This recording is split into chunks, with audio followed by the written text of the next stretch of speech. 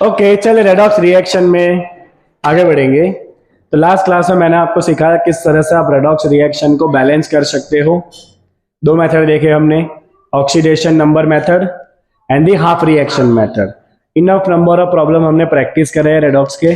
Okay चलिए अब आगे बढ़ते हैं। Next is the application of the redox reaction. तो इस साल आप 11 साइंस में हो, आपने स्टार्टिंग में केमिस्ट्री में एक्सपेरिमेंट किए होंगे एसिड बेस टाइट्रेशन। करे थे आपने एसिड बेस टाइट्रेशन। जब आप 12th में जाओगे तो 12th में भी आपको टाइट्रेशन आएगा, but that will be the redox titration. क्या होगा वो? Redox titration. अब रेडॉक्स रिएक्शन में आपने देखा होगा एक रिएजेंट जो है वो ऑक्सीडाइज होता है, जो इलेक्ट्रॉन रिलीज करता है। दूसरा रिएजेंट जो रिड्यूस होता है वो वही इलेक्ट्रॉन को एक्सेप्ट करता है। तो ये जो इलेक्ट्रॉन लेने देने का जो मामला है ना, उससे आप रिएक्शन को टाइट्रेट कर सकते हो, उससे आप कॉन्सेंट्रेशन फाइंड कर सकते हो। अब एसिड बेस टाइट्रेशन में क्या करते हो? एक अननोन एसिड या बेस दिया होता है जिसका आप कॉन्सेंट्रेशन फाइंड करते हो by using the standard acid और बेस। ये करते हो ना? है ना? तो टाइट्रेशन में भी सेम ऐसा ही, रेडॉक्स टाइट्रेशन में भी ऐसा ही होना है। आपको एक अननोन सॉल्यूशन या एक सॉल्यूशन दिया होगा जिसका कॉन्सेंट्रेशन अननोन होगा, और वो कॉन्सेंट्रेशन फाइंड करने के लिए आप एक दूसरा रिएजेंट यूज करोगे जिसका कॉन्सेंट्रेशन आपको नोन होगा, और उन दोनों के बीच में रेडॉक्स रिएक्शन होगा। और जब रेडॉक्स पूरी तरह कंप्लीट हो जाएगा तब कलर चेंज होगा, और वो कलर चेंज से आप आइडेंटिफाई करोगे कि एंड पॉइंट आ गया है, राइट। और फिर आपको बाकी कैलकुलेशन करके पता चल जाएगा कि जो अननोन कॉन्सेंट्रेशन है वो कितना है, राइट। तो दो तरह के टाइट्रेशन है, एक एसिड बेस टाइट्रेशन जो आप 11th में कर रहे हो, दूसरा रेडॉक्स टाइट्रेशन जो आप 12th में करोगे। तो let's see the redox titration. चलिए, the acid base system we come across with the titration method for finding out the strength of one solution against the other using a pH sensitive indicator। Acid base वाले में आप indicator डालते हो, या तो methyl ऑरेन डालते हो या फिनोल्फथालीन डालते हो कि नहीं, है ना? Okay. Similarly in a redox system the titration method can be adopted to determine the strength मतलब मोलारिटी ऑफ द रिडक्टेंट और oxidant using a redox sensitive indicator. The usage of indicator in redox titration is illustrated below। बहुत important, ये इसमें से question आ सकते हैं। चलो सबसे पहला देखो। In one situation, the reagent itself is intensely colored, that is potassium permanganate। Potassium permanganate देखा है आपने? एकदम डार्क वायलेट कलर का होता है, ऑलमोस्ट ब्लैक, राइट। और पोटेशियम परमैंगनेट के अंदर अगर आप देखोगे ना तो MnO4- होता है, राइट। जहां पे Mn क्या स्टेट में होता है? +7। तो इसका खुद का स्टेट बहुत ज्यादा है, तो ये खुद क्या करेगा? घटेगा, और सामने वाले को बढ़ाएगा। मतलब सामने वाले का क्या करेगा? ये ऑक्सीडेशन करेगा, खुद का क्या होगा? रिडक्शन होगा, आगे ना। तो ये नेचर में कैसा है? ऑक्सीडेंट है। ऑक्सीडेंट मतलब ऑक्सीडाइजिंग एजेंट।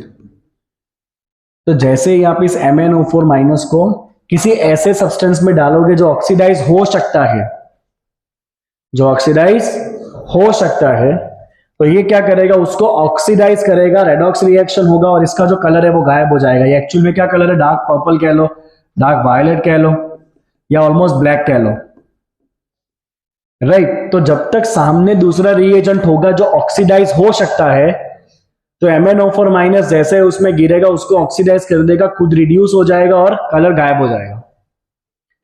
कब तक ये होता रहेगा? जब तक वो दूसरा जो है आपका रिडक्टेंट, सामने यहां पे क्या होगा? There can be some reductant here, reductant, right.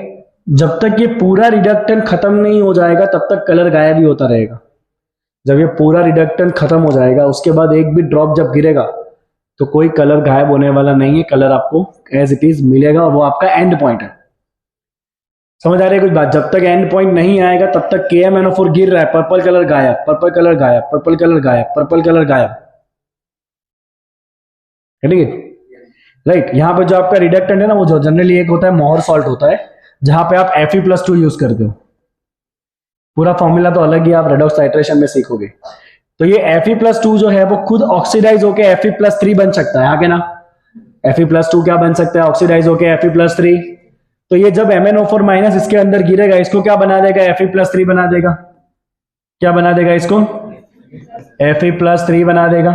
और खुद MnO4- अगर एसिडिक मीडिया है तो ये खुद घट के क्या हो जाएगा? Mn+2 हो जाएगा। तो जब तक सारा Fe+2 वो ऑक्सीडाइज नहीं कर देता है तब तक उसका कलर गायब होता ही रहेगा। जब सारा Fe+2 ऑक्सीडाइज हो गया तब कलर गायब होने वाला नहीं है, फिर आपको कलर एज इट इज मिलेगा, मतलब एंड पॉइंट आ चुका है। तो वहां पे आपको क्या करना है, एट द एंड पॉइंट क्या करेंगे हम, सिर्फ बहुत सिंपल है, at the end point. So at the end point we write N1 M1 V1 equal to N2 M2 V2। ऐसा ही सेम आप यूज करते हो एसिड बेस में भी, करते हो कि नहीं? हाँ, वैसा ही करना है सेम।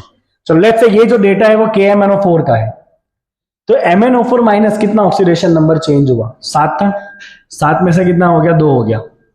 तो इसका जो आपका N1 है वो कितना है, 5 है, 7 में से 2 हो गया, तो N1 क्या है, 5 है। ये KMnO4 का मोलरिटी सपोज आपको फाइंड करना है, उसका कितना वॉल्यूम गिरा वो आप ब्यूरेट से फाइंड कर लोगे, कितना आपने गिराया, तो आप ब्यूरेट में देख लोगे कितना वॉल्यूम आपने गिराया, आगे ना, तो ये आपके हाथ में है V1B। N2 ये स्टैंडर्ड सॉल्यूशन है FeSO4 का। चलो कितना ऑक्सीडेशन नंबर चेंज हो रहा है, +2 से क्या हो रहा है, +3 हो रहा है। तो इसका जो आपका N2 वैल्यू है वो कितना है, खाली 1 ही है।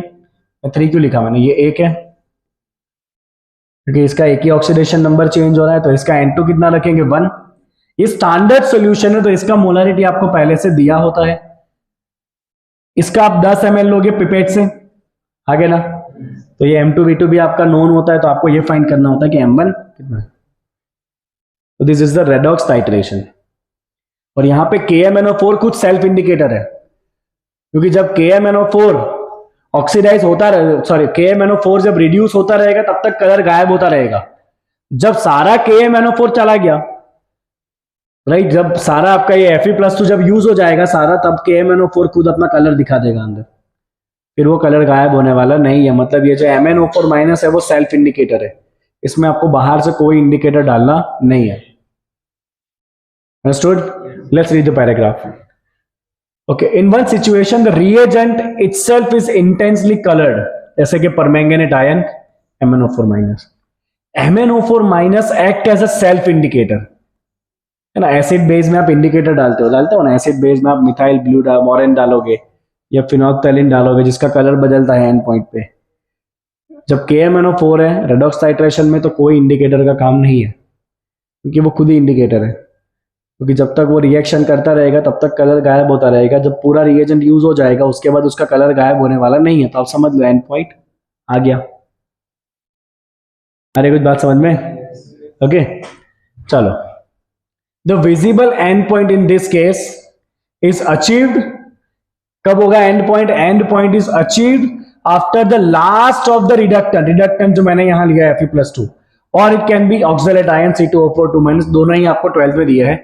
इट इज ऑक्सीडाइज, जब तक ये last of the reductant oxidise नहीं हो जाता है, right, and the first lasting tinge of pink colour appears at MnO4 minus concentration as low as 10⁻⁻6 mole per litre.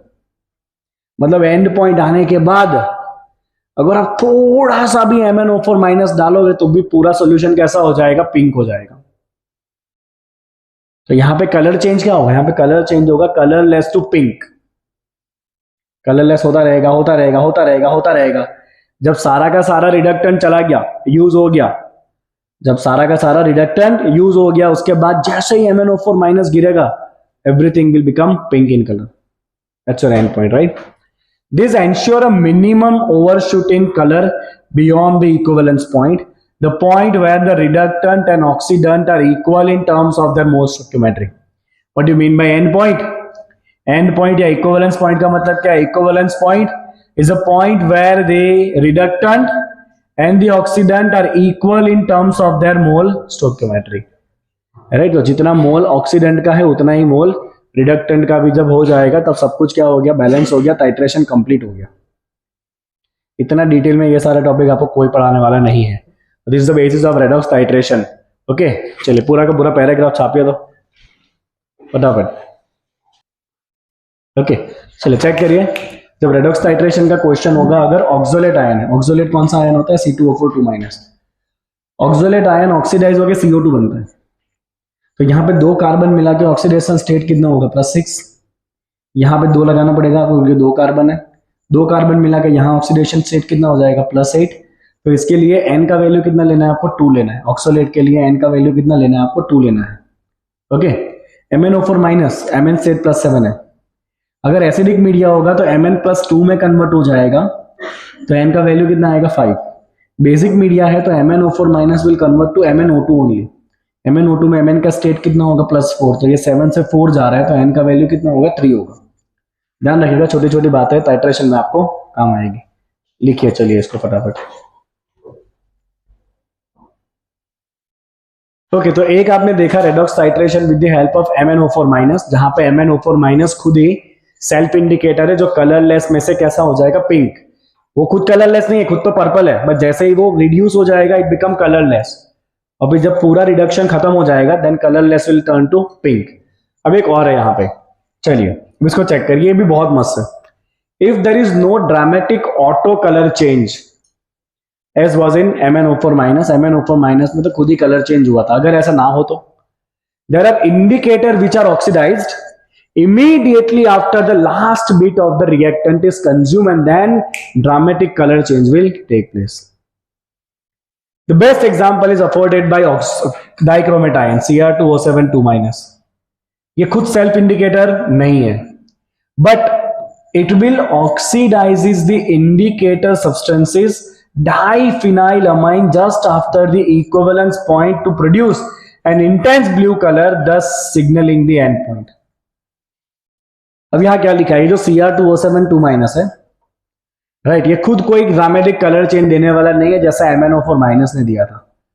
तो अगर आप टाइट्रेशन के लिए डाइक्रोमेट आयन को यूज कर रहे हो एज ऑक्सीडेंट, क्योंकि डाइक्रोमेट में भी अगर आप क्रोमियम का ऑक्सीडेशन स्टेट देखोगे बेटा कितना होगा, +6 होगा, मतलब ये बहुत ज्यादा स्टेट में है, खुद को घटाएगा, सामने वाले को बढ़ाएगा, सामने वाले को क्या करेगा, ये भी ऑक्सीडाइज करेगा।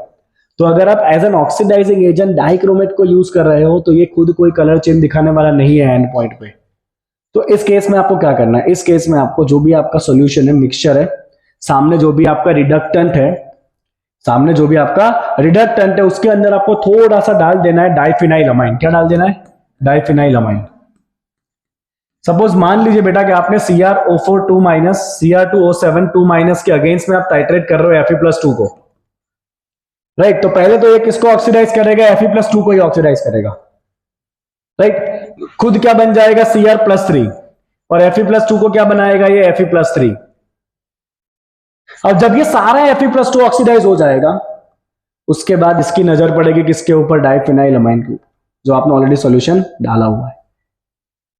और जैसे ही डाइफिनाइलअमाइन थोड़ा सा भी ऑक्सीडाइज होगा उसका कलर बदल के क्या हो जाएगा, इंटेंस ब्लू कलर हो जाएगा। मतलब आप समझ जाओ एंड पॉइंट आ चुका है।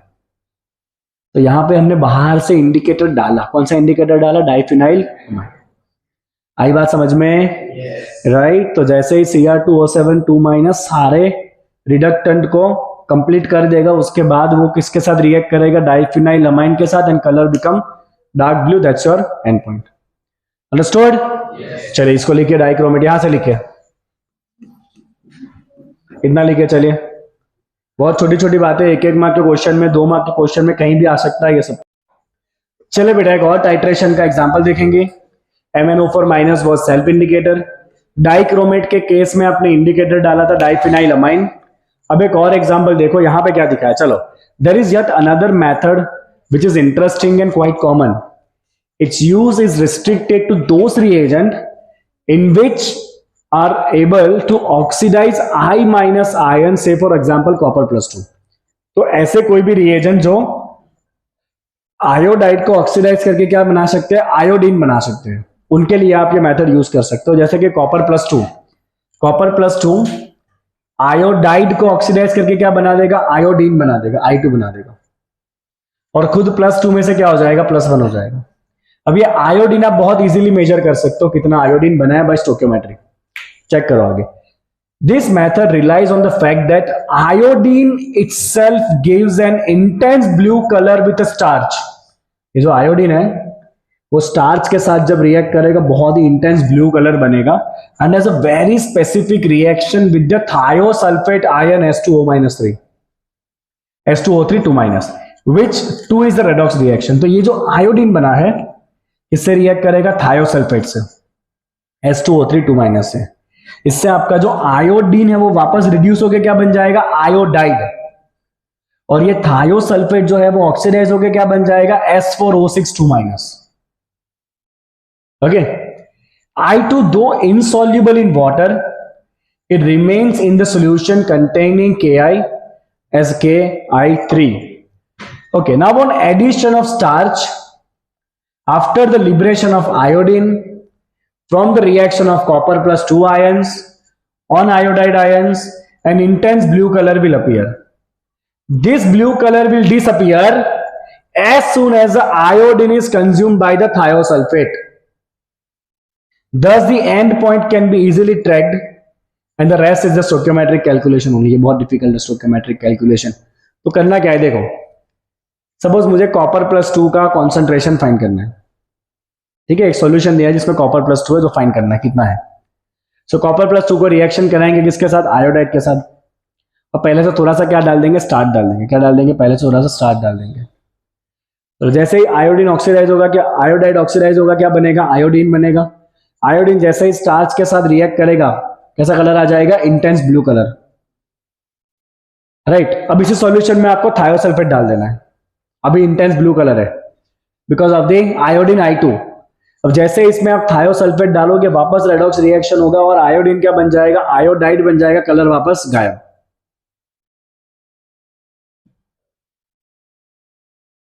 क्योंकि कलर किसकी वजह से था, कलर था because of the iodine with starch.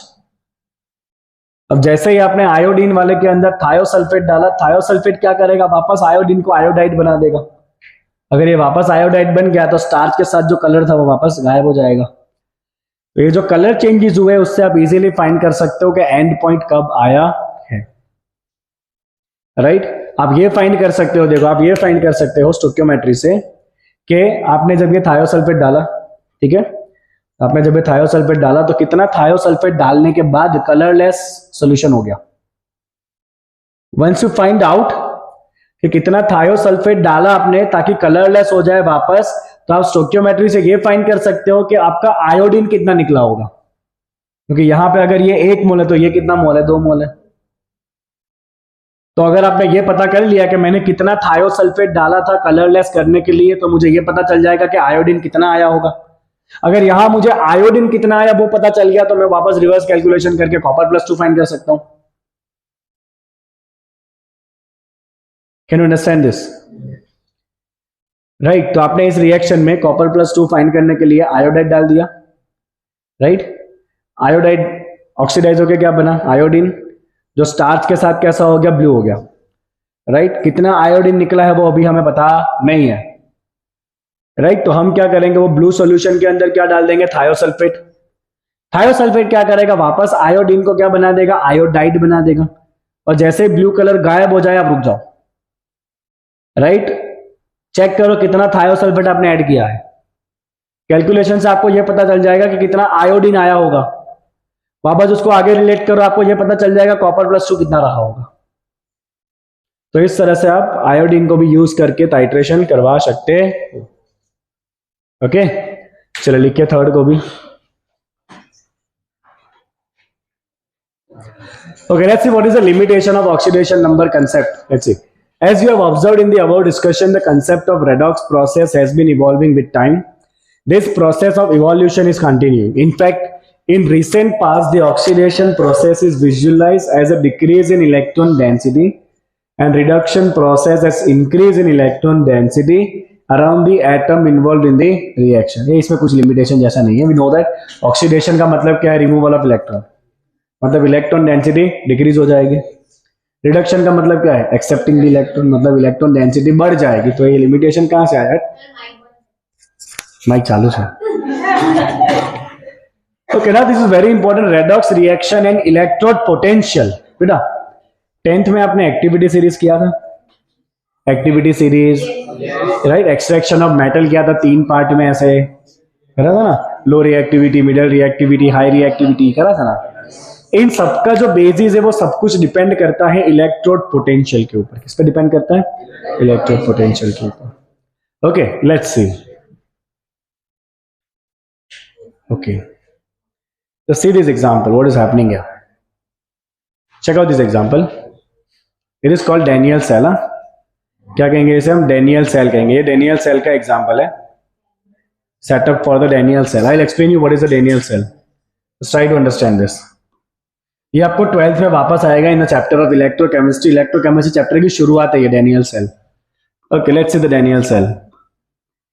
अगर बेटा मुझे घर पे एक सेल बनाना हो, एक छोटा सा बल्ब हो, उसको जलाना हो, तो क्या करेंगे? So what we are going to do here, listen, we will take one container, in that container we will take a zinc rod. किसका रॉड लेंगे हम? जिंक का। And this zinc rod is going to be placed in solution of zinc. आप zinc का कोई भी solution ले लो, जिंक सल्फेट, जिंक क्लोराइड, कुछ भी आप ले सकते हो यहाँ पे, right? Any solution you can take जिसमें जिंक आयन होना चाहिए। चले, यहां पे हम एक और कंटेनर लेंगे और उसमें हम रख देंगे कॉपर का रॉड। इसका रॉड रख देंगे यहां पे हम कॉपर। ओके, और यहां पे सॉल्यूशन होगा कॉपर +2 का। It can be any solution, copper sulphate, copper chloride, anything. अब जैसे ही इन दोनों को वायर से कनेक्ट करोगे, सपोज यहां पे आपके पास बल्ब है छोटा सा, या गैल्वेनोमीटर है। अब जैसे ही इन दोनों को वायर से कनेक्ट करोगे, you will find that the bulb will start glowing. The bulb will start glowing. What exactly is happening here? We have connected zinc and copper. Who is more reactive, zinc or copper? Zinc. Zinc is more reactive, that means zinc will oxidize. Zinc ज्यादा reactive है, zinc क्या करेगा? Zinc oxidize होगा। Here zinc is more reactive, so zinc will oxidize and zinc will form Zn+2+2 electron. तो zinc वाले electrode पे क्या हुआ? ऑक्सीडेशन हुआ, क्योंकि वो ज्यादा रिएक्टिव है। तो जो Zn+2 बना है वो कहां जाएगा? सॉल्यूशन में जाएगा। आयन कहां जाएंगे? सॉल्यूशन में जाएंगे। और जो इलेक्ट्रॉन है वो वायर से होके कहां पे जाएंगे? बल्ब के पास जाएंगे। चलो, वो इलेक्ट्रॉन जैसे यहां पहुंचे, ठीक है, सॉल्यूशन में जो कॉपर+2 आयन है वो क्या करेंगे? इलेक्ट्रॉन को एक्सेप्ट करेंगे। तो यहां पे क्या होगा? जो कॉपर+2 आयन है वो क्या करेंगे? इन दो इलेक्ट्रॉन को एक्सेप्ट करेंगे and you will get copper solid. तो सॉल्यूशन में जो भी कॉपर+2 है वो इलेक्ट्रॉन को एक्सेप्ट करेगा और कहां जाएगा? इसके ऊपर जमा होता जाएगा वापस, राइट? तो यहां पे क्या हुआ? ऑक्सीडेशन हुआ। जहां पे ऑक्सीडेशन होता है ना, उसे कहते हैं एनोड। और यहां पे एनोड कैसा है? नेगेटिव है। क्यों नेगेटिव है? क्योंकि यहां से इलेक्ट्रॉन निकल रहे हैं, मतलब यह नेगेटिव का सोर्स है। जहां पे रिडक्शन होता है उसे कहा जाता है कैथोड। और कैथोड पे इलेक्ट्रॉन एक्सेप्ट हो रहे हैं, मतलब कैथोड कैसा होता है? पॉजिटिव होता है कि नहीं? राइट। अगर मैं आपको ऐसा कहूं कि सपोज मान लो मेरे पास एक कॉपर सल्फेट का सॉल्यूशन है, उसमें मैंने जिंक का रॉड डाल दिया, क्या करेंगे? जिंक ज्यादा रिएक्टिव है, जिंक क्या करता है? कॉपर को डिस्प्लेस कर देता है। यहां भी वही रिएक्शन हो रहा है, बट दो अलग अलग चैम्बर में। देखा था ना ये एग्जांपल? जिंक को अगर कॉपर सल्फेट में डालोगे, कॉपर सल्फेट का ब्लू कलर फेड हो जाता है, होता है कि नहीं? क्योंकि जिंक ज्यादा रिएक्टिव है। जिंक ऑक्सीडाइज होगा, कॉपर रिड्यूस होगा। यहां भी वही हो रहा है, जिंक ऑक्सीडाइज हो रहा है, कॉपर रिड्यूस हो रहा है। बट ये चीजें हमने दोनों अलग अलग चैम्बर में करी, क्योंकि जो इलेक्ट्रॉन फ्लो होने वाले है ना जिंक से कॉपर की तरफ, वो हमें अलग से बाहर चाहिए। हम उन इलेक्ट्रॉन के फ्लो को यूज करना चाहते हैं, दैट्स व्हाई हमने दो अलग अलग कंटेनर में रिएक्शन करके इनको इलेक्ट्रिकली जोड़ दिया। कुछ आई बात समझ में? तो यहां पे देखो आपका बल्ब जलने लगा, मतलब यहां पे सेल कंप्लीट हो चुका है। इस सेल को कहते हैं डैनियल सेल। क्या कहते हैं इसे? Daniell cell. बेटा कोई भी सेल आप ले लो, आप जो बैटरी यूज करते हो, सिंपल सा जो सेल आता है, राइट, वो सेल आपका होता है ड्राई सेल, राइट। फिर जो आप मोटर में बैटरी यूज करते हो वो होता है आपका लेड स्टोरेज सेल। मोटर में जो बैटरी यूज होता है ना, वो होता है लेड स्टोरेज सेल।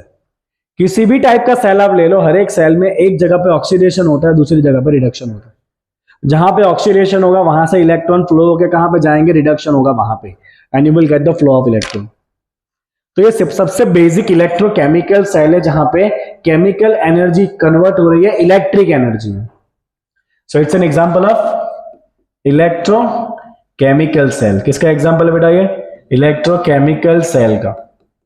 अब यहां पे प्रॉब्लम क्या है पता है? कुछ टाइम के बाद सेल ऑपरेट होना बंद हो जाएगा। क्यों? क्योंकि यहां पे बहुत सारे पॉजिटिव आयन बन चुके हैं, क्योंकि सॉल्यूशन में कौन आ रहा है? पॉजिटिव आयन आ रहा है। ये धीरे धीरे कंज्यूम हो जाएगा, है ना?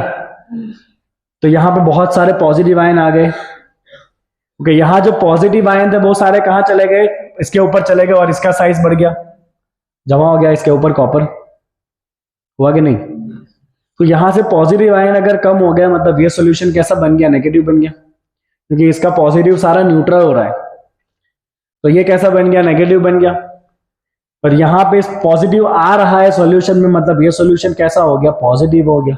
मतलब कुछ टाइम के बाद ये सॉल्यूशन कैसा हो जाएगा, दिस विल टर्न्स पॉजिटिव, और ये कैसा हो जाएगा कुछ टाइम के बाद, दिस विल टर्न्स नेगेटिव।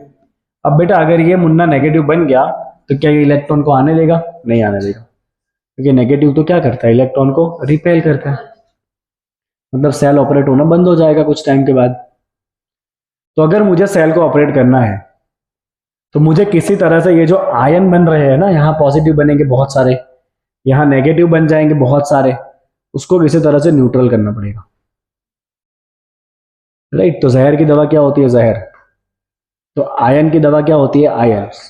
तो हम यहाँ पे यूज करेंगे सॉल्ट ब्रिज। क्या यूज करेंगे यहाँ पे हम, सॉल्ट ब्रिज। तो हम यहाँ पे ऐसे लगा देंगे सॉल्ट ब्रिज,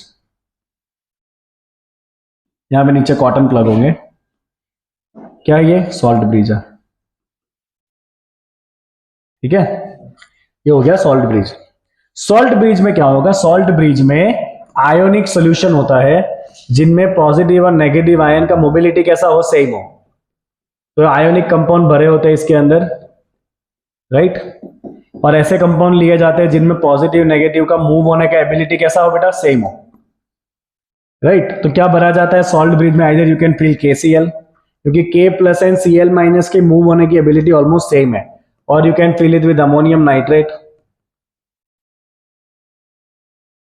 चलिए यहां पे क्या ज्यादा हो चुका था, पॉजिटिव हो चुका था, तो पॉजिटिव को न्यूट्रल कौन करेगा, नेगेटिव। तो सॉल्ट ब्रिज में जो नेगेटिव आयंस है, सॉल्ट ब्रिज में जो नेगेटिव आयंस है, ये नेगेटिव आयंस किस तरफ जाएंगे, इस तरफ जाएंगे और इसके पॉजिटिव आयन को न्यूट्रल कर देंगे। ये सॉल्यूशन में क्या कम हो गया था, पॉजिटिव आयन कम हो गए थे, क्योंकि पॉजिटिव आयन इलेक्ट्रॉन को ले लेके न्यूट्रल हो जा रहे हैं, हाँ क्या ना। तो इसमें जो पॉजिटिव आयंस होंगे, ये पॉजिटिव आयंस कहां जाएंगे, इस कैथोडिक सॉल्यूशन में जाएंगे, और इसके पॉजिटिव आयन जो कम हुआ था उसको वापस बैलेंस कर देंगे। मतलब ये सेल चलता रहेगा। सेल बंद कब होगा, जब इसके सारे आयन कंज्यूम हो जाएंगे सॉल्ट ब्रिज के, तब सेल बंद हो जाएगा, आपको वापस नया सॉल्ट ब्रिज डालना पड़ेगा। जब ये एनोड पूरी तरह कंज्यूम हो जाएगा तब भी सेल बंद हो जाएगा, बिकॉज एनोड पे धीरे धीरे कंज्यूम होने वाला है। तो या तो एनोड कंज्यूम हो जाए, या तो ये सॉल्ट ब्रिज के सारे आयन खत्म हो जाए, तब सेल बंद हो जाएगा। एनोड कंज्यूम हो गया तो नया एनोड डाल दो, सॉल्ट ब्रिज कंज्यूम हो गया तो नया सॉल्ट ब्रिज डाल दो, सॉल्यूशन भर के सेल वापस चालू। तो ये एक सबसे बेसिक स्कीम है इलेक्ट्रिसिटी प्रोड्यूस करने की with the help of chemical reactions. Do you understand this? पूरा कंस्ट्रक्शन आया समझ में सबको डैनियल सेल का। एक तरफ जिंक, एक तरफ कॉपर। जिंक को रखेंगे जिंक के सॉल्यूशन में, कॉपर को रखेंगे कॉपर के सॉल्यूशन में। जैसे ही कनेक्ट करेंगे, जिंक क्योंकि ज्यादा रिएक्टिव है, जिंक ऑक्सीडाइज होगा, Zn+2 सॉल्यूशन में जाएगा, इलेक्ट्रॉन सर्किट में आएंगे। इलेक्ट्रॉन दूसरी तरफ पहुंचेंगे, कॉपर+2 इलेक्ट्रॉन को एक्सेप्ट करके न्यूट्रल बन के जमा हो जाएंगे, डिपॉजिट हो जाएंगे। हम डाल देंगे बीच में सॉल्ट ब्रिज, जो क्या करेंगे, पॉजिटिव नेगेटिव चार्जेस जो बने हैं उसको नलिफाई कर देंगे। Is it clear? Clear Daniell cell सबको? 12th में नहीं कराऊंगा वापस, हाँ यही सेम टॉपिक है 12th में, करवाना ही पड़ता है। चलो सी एवरीवन, कितना सारा लिखा है बोलो, तौबा तौबा। ठीक है, देखो salt bridge, we connect solution in 2 beakers by salt bridge. ठीक है, क्या होता है सॉल्ट ब्रिज में, देखो a U tube containing a solution of potassium chloride KCl भर सकते हो, और you can fill ammonium nitrate NH4NO3 जो मैंने लिख दिया already, right. Okay, solidify by boiling with agar agar एक जेली जैसा मटेरियल होता है, and later cooling to jelly like substance. इससे क्या हो जाएगा, सॉल्ट ब्रिज क्या करेगा, this provides an electric contact between the 2 solution without allowing them to mix with each other. अब मैं दोनों सॉल्यूशन को कांटेक्ट में ला दिया विदाउट actually bringing them in contact, है ना। The zinc and copper rods are connected by the metallic wire. Zinc और कॉपर रॉड के पास क्या लगाया था, वायर लगाया था, और सॉल्यूशन को किससे कनेक्ट कर दिया, सॉल्ट ब्रिज से। Okay, for a ammeter and a switch, the setup as shown in figure is known as a Daniell cell. When the switch is on, no switch is on the off position, no reaction will take place in either of the beaker and no current will flow. अभी time pass है पूरा जो मैंने आपको समझा दिया, ठीक है। चलो फटाफट पहले बेटा टाइटल लगाओ डेनियल सेल का और इसको बनाओ प्यारा सा फिगर। जो है सब कुछ इसी के अंदर लिख दिया है मैंने। ओ बाप रे, नहीं लखवाने मगर छेद नहीं तो लखो। डेनियल सेल लिखिए, 4 मार्क का थियरी।